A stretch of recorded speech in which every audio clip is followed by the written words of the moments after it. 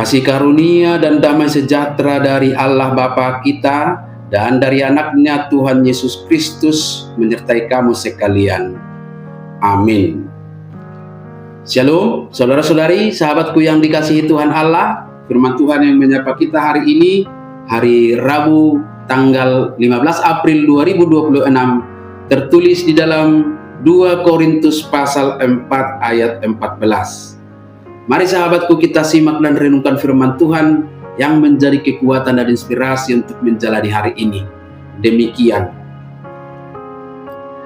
Karena kami tahu bahwa Ia yang telah membangkitkan Tuhan Yesus akan membangkitkan kami juga bersama-sama dengan Yesus. Dan Ia akan menghadapkan kami bersama-sama dengan kamu kepada dirinya.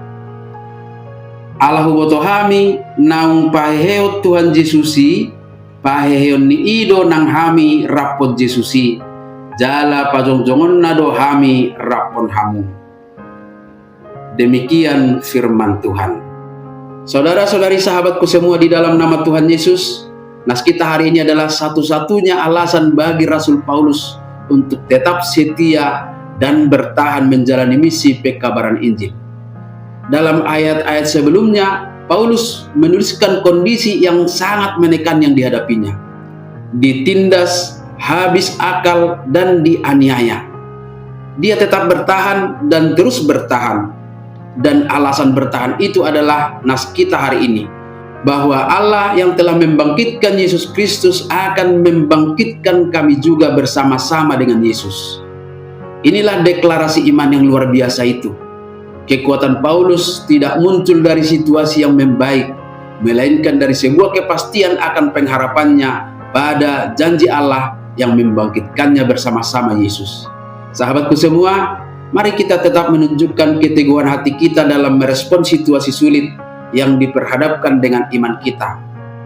Dasar keteguhan hati kita dan keberanian kita bukanlah optimisme kosong, melainkan fakta bahwa Allah telah membangkitkan Yesus.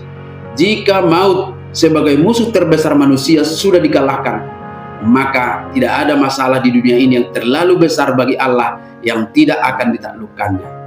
Jika dalam nas ini ada statement bersama-sama dengan Yesus, itu menunjukkan bahwa hidup kita terikat dengan Kristus.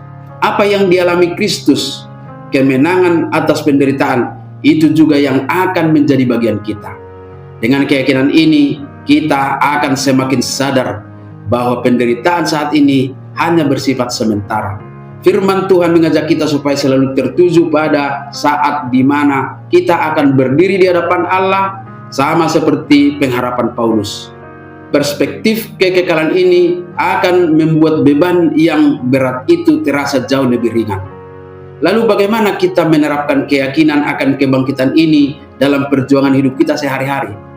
Saat kita menghadapi masalah yang terasa seperti jalan buntu, tanyakan pada diri sendiri, apakah masalah ini lebih besar dari kuasa yang membangkitkan Yesus dari maut? Mari jadikan kebangkitan Kristus sebagai tolok ukur kekuatan Allah dalam hidup kita.